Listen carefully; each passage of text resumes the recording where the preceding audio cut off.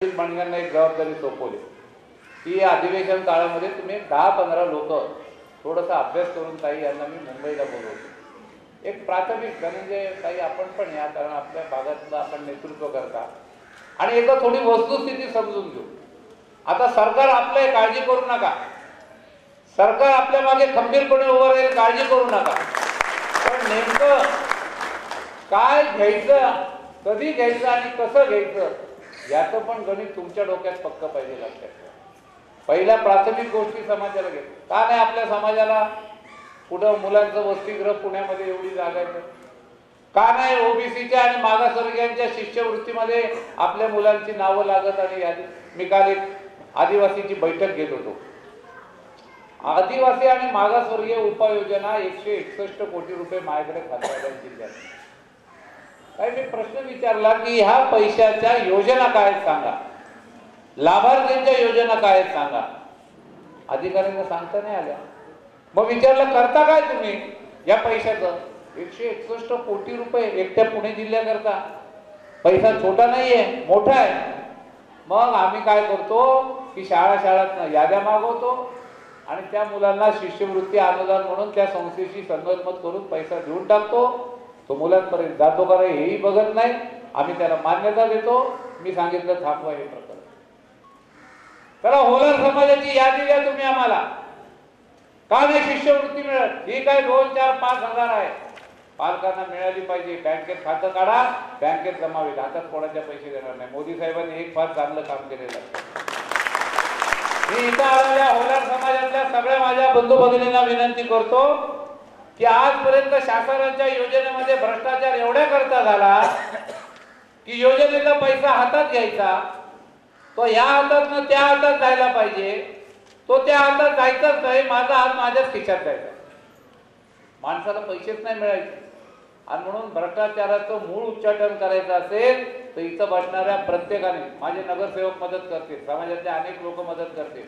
राष्ट्रीय बँकेत तुमचा एकही नवा पैसा नसताना झिरो बॅलन्स तुम्हाला खातं उघडता येतं। उद्या तुमच्या मुलांची फी शिष्यवृत्ती द्यायची झाली तर तुमच्या हातात नाही देणार, खात्यात जमावी। आणि ही योजना नरेंद्र मोदींनी केली, तुम्हाला सांगतो 50% भ्रष्टाचार ह्याच्यातनं बंद होणार आहे। आणि म्हणून माझ्यासारख्या सामाजिक कार्यकर्त्याला ही तळमळ आहे की अरे मी एक माणूस म्हणून जन्माला येतो, मला 2 डोळे, 2 कान, 2 हात, 2 पाय आहेत। होलार समाजातल्या माणसाला तेवढंच आहे। मग मला मात्र सगळं मिळायचं आणि तो मात्र सगळ्या सुविधांपासून वंचित राहायचा। किती दिवस आपण हे चालू ठेवायचं आणि काय चालू? याच्यात माझा पण दोष आहे, याच्यात तुमचा पण दोष आहे।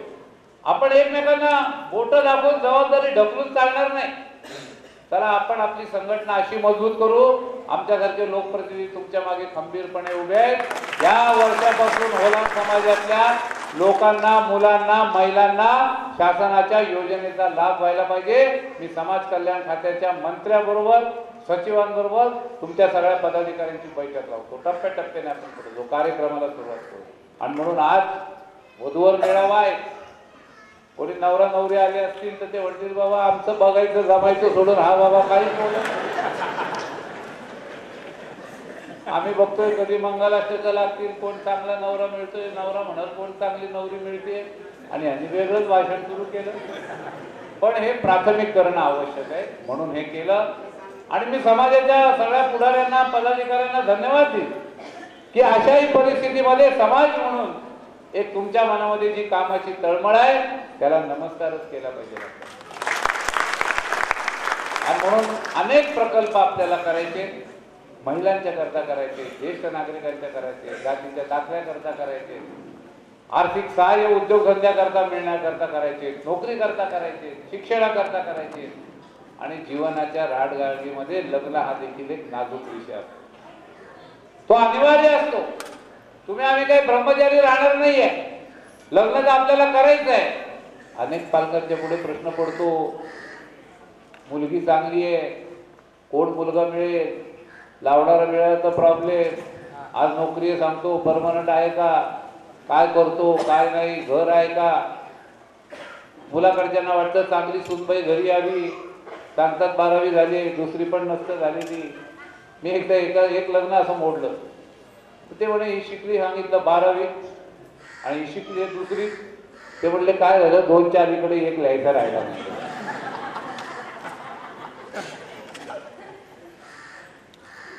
आणि म्हणून झालं बाकी आपण कोणाच्या नावाने काड्या बिड्या काही जोडायच्या नाही. पहिला आपल्या पायावर हिमतीने आपण उभं राहायचं. जेव्हा तुम्ही हिमतीने उभं राहाल लोक तुमच्या मागे उभे राहतील. आणि म्हणून मेळाव्याच्या निमित्ताने वधूवरांना शुभेच्छा देतो. चांगलं बघा जरा, उगाच आपलं काहीतरी. आणि थोडंसं पालकांनी पण मोकळेपणाने ठेवा. नाही तर हल्ली काय होतं की आपण मुलीला असं समजतो की ह्या मुलगी म्हणजे काय, कशी काय बोलती वर तोंड करून, कशी काय चालते आमच्या समोरून. हे सगळं मोडलं पाहिजे. मी एका असं पाण्याच्या कार्यक्रमाला गेलो, तुम्हाला सांगतो, जात नाही कधी पण गेलो. आमचाच मुलगा होता. त्याने विचारलं त्या मुलीला, काय म्हटलं काय कांदा पोहे खाऊन झाले, मग विचारलं काय प्रश्न विचारायचे का. तो म्हणलं हो. त्याने त्या मुलीला विचारलं की तुला कथक नृत्य वगैरे येतं का. तर त्या मुलीला वाटलं वा हाही चांगला कलाकार दिसतोय. तिने सांगितलं येतं. मग तिने हात वर केला. मी विचारू का भाऊ, म्हणलं विचार. त्याने त्या नवऱ्याला विचारलं मला नृत्य येतं, तुला तबला पेटी येते का. हा लगेच चिडला, ही कशी काय मला विचारते. अरे म्हणलं ती जर नाचायला लागली तर तबला पेटी तुला नाही का वाजवावी लागणार. असं जमलं पाहिजे ना, तर नाटकात व्यवस्थित येईल. नाही तर तू बडवत असतील डबरेल आणि काय करावं तसं काय. त्यामुळं समाज युग आहे. मुलीला कमी लेखू नका, मुलीच्या पालकांना कमी लेखू नका. तुमच्यात पोटाला जन्माला मुलगी असते तर तुम्ही काय केलं असतं. आणि म्हणून आपण समान पातळीवर आहे. दोघांनाही गरज आहे, दोघांनाही लग्न करायचे. पुरुषात होतं का लग्न, कधी नाही मिळाली, होत नाही. मुलीत होतं का लग्न, होत नाही. त्यामुळं निसर्गाने देवाने करून ठेवले. त्यामुळे वधूवर निमित्ताने 2 कुटुंब एकत्र येतात, 2 मन एकत्र येतात. त्यांचं आयुष्यभर जमलं पाहिजे. होणाऱ्या मुलाबाळांवर संस्कार केले पाहिजे. आणि म्हणून हा अत्यंत चांगला उपक्रम आहे तुमचा. या उपक्रमाला मी शुभेच्छा देतो. खरं वेळेअभावी अजून बरंच बोलायचे, पण सगळे एकदम बोलत नाही, टप्प्याटप्प्याने बोल. तुम्ही किती येत आहे आमच्या बरोबर ते बघतो जातो. हा आता आज दिला नारळ आणि हात, पुढच्याच वधूवर सूचक मिळाव्याला की बोंबललं सगळं. हा तर या निमित्ताने आलो.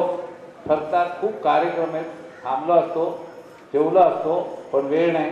तर आमचे दोन्ही प्रतिनिधी इथे थांबतील. तेही तुम्हाला स्थानिक पातळीवर, महापालिकेच्या पातळीवर सगळी मदत करतील. आणि म्हणून या कार्यक्रमाला आपण बोलवलं. आपल्या सगळ्यांना धन्यवाद देतो. वधूवरांना शुभेच्छा देतो. आणि लग्न बिग्न ठरलं तर आम्हालाही बोलवा, एवढंच सांगतो, बाकी काय सांगतो. धन्यवाद. नांदगावचे नगराध्यक्ष आलेले जाधव साहेब, त्यांनाही मंचावर येण्याची विनंती करतो. भाऊंच्या हस्ते जाधवताईंचा या ठिकाणी सत्कार होतो, त्यांनाही मंचावर बोलवतो. या ठिकाणी समाज नेते माननीय ॲडव्होकेट किरण दावीर, एकनाथ दावीर यांचा सत्कार माननीय गिरीश भाऊंनी करावा अशी त्यांना विनंती करतो.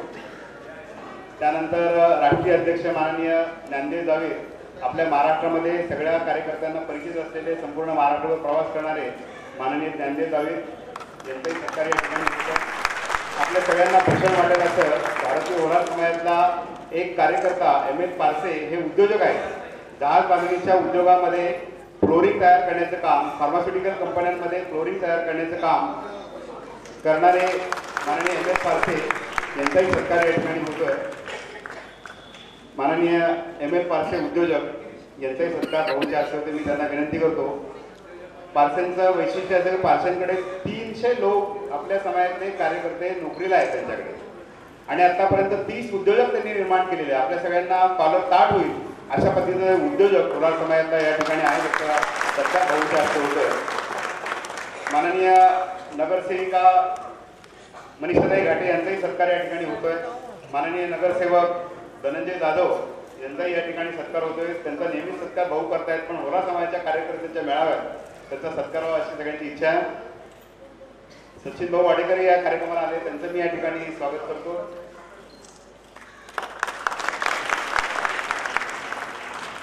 भगवान चौगुले हे गुजरात मधून आलेले आहेत. या ठिकाणी भाऊ बरं का वैशिष्ट्य असं, महाराष्ट्र, कर्नाटक, आंध्र, गुजरातमध्ये सुद्धा होरार समाज पसरलेला आहे. त्या समाजाचे कार्यकर्ते भगवान चौगुले आले, त्यांचाही सत्कार या ठिकाणी भाऊंच्या हस्ते होतोय. सहाय्यक आयुक्त भाऊंच्याच डिपार्टमेंटमधले सहाय्यक आयुक्त आहेत अण्णा वाघमारे, प्रकाश वाघमारे, त्यांचाही सत्कार होत आहे. भाऊंच्या डिपार्टमेंटमध्ये भाऊंचं जे खातं आहे त्या खात्यामध्ये काम करत आहेत प्रकाश वाघमारे, त्यांचाही या ठिकाणी सत्कार होतोय. Aircraft chief engineer Gopichand Waghmare यांचाही सत्कार या ठिकाणी होतोय. गोपीचंद वाघमारे.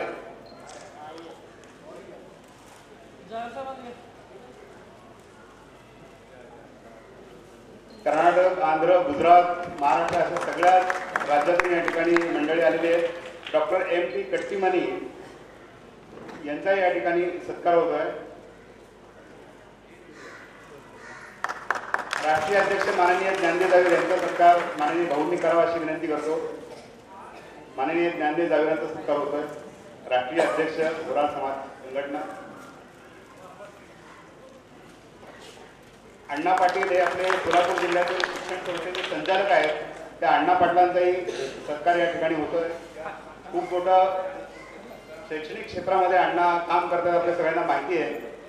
भाऊ बोराळ समाज सगळ्या क्षेत्रामध्ये आहे, त्यातल्या उद्योजक असेल, शैक्षणिक असेल, सामाजिक असेल, सगळ्या क्षेत्रामध्ये समाजाची मंडळी आहेत. कोठाळे साहेब या ठिकाणी त्यांचाही सत्कार या ठिकाणी होतोय. कोठाळे साहेब.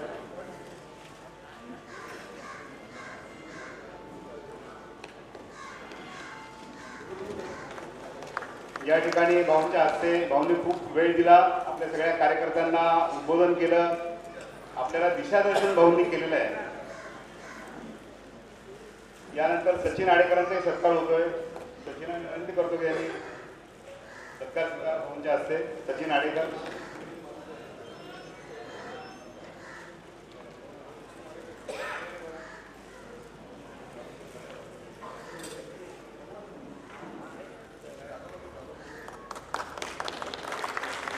दत्त महाराज आमच्याकडे आहेत. या कार्यक्रमाचं सगळे भोजनाची व्यवस्था ज्यांनी केलेली आहे दत्त महाराजांचाही सत्कार या ठिकाणी भाऊंच्या हस्ते होतोय.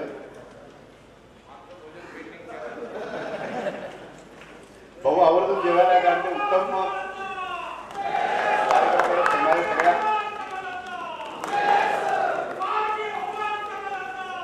आरबी केंगारांचा या ठिकाणी सत्कार होतोय. समाजाचे ज्येष्ठ मार्गदर्शक बँक ऑफ इंडियामध्ये निवृत्त आहेत आणि खूप मार्गदर्शन करतात.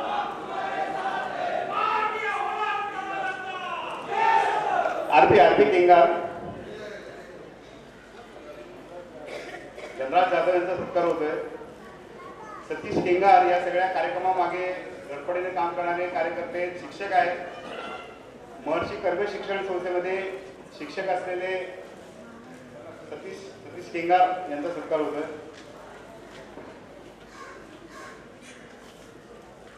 भाऊंनी खूप वेळ दिला. भाऊंची पाठ आम्ही काय आता सोडणार नाही. आरबी केंगारांचा सत्कार या ठिकाणी होतोय.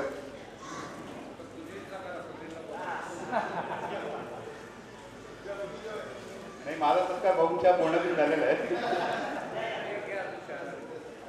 आमच्या संघटनेचे राष्ट्रीय महासचिव, जनता सहकारी बँकेचे अधिकारी, डेक्कन एज्युकेशन सोसायटीचे संचालक, सामाजिक समरसता मंचाचे पश्चिम महाराष्ट्र प्रांत प्रमुख अशी विविध आयाम असलेले व्यक्तिमत्व, संघटनेला सदैव मार्गदर्शन करणारे असे माननीय सुनील भंडगे,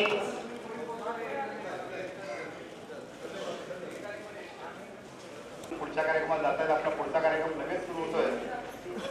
समाजातील सगळे मान्यवर स्थानापन्न झालेले आहेत.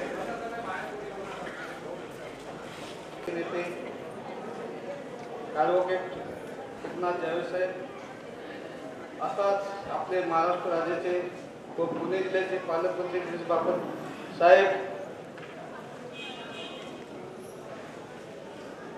और व्यासपीठावर असलेली सर्व प्रतिष्ठित मंडळी, व्हाईट लाईट बंद आणि समाज बंधू आणि भगिनींनो, छत्रीजी तिकडे पिक्चर मार्ग आहे. आज सर्व जग बदललेलं आहे आणि जग बदलल्यामुळे आपल्यालाही बदल करावाचा काळाची गरज झालेली आहे. त्यास आपला समाजही अपवाद नाही. म्हणून मी माझ्यामध्ये स्वतःमध्ये बदल करून एक उद्योजक म्हणून वाटचाल सुरू केलेली आहे.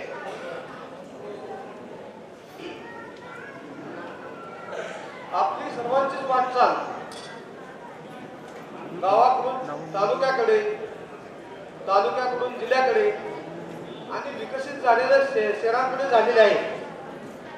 त्यामुळे आपला समाज विस्कटला गेला आणि कुठं भेटण्यासाठी आपल्याला एक निमित्त झालं, म्हणून हे आजच्या कार्यक्रमाचे आयोजन केलेले आहे.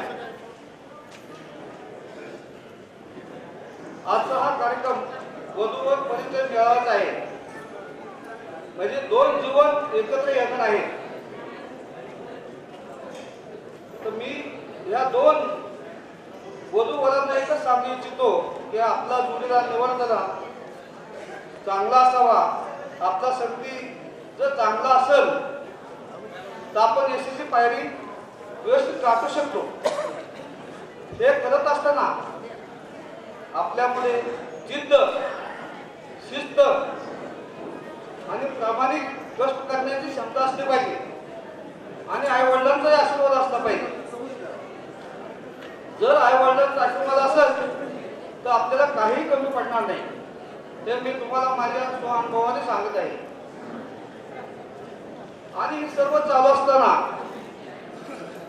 आपणही